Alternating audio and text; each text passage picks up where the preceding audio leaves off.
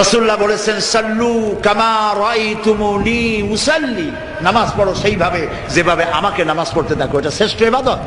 মুরগির দানার মতো খাওয়ার নাম ইবাদত নয়। মুরগির দানা খাওয়া দেখছেন তো? কথা না কইলে বুঝি কি? এই যে ঠক্কর ঠক্কর লাগাইতেই থাকে।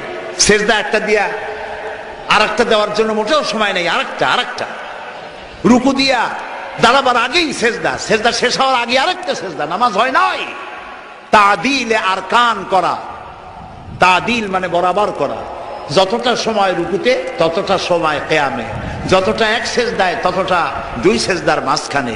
এটা করতে পারলাম না, নামাজ রসুলের মতো হইল না। আপনার নামাজ হবে না আমি তা বললাম না, আল্লাহ খুব ভালো জানেন নামাজ হবে কিনা। কথা বুঝে আসতেছে? এই নামাজের উপরে চট্টগ্রাম তাফসীরুল কোরআন মাহফিলে প্রায় 2 ঘন্টা নামাজের উপরে আলোচনা করেছিলাম। আলহামদুলিল্লাহ।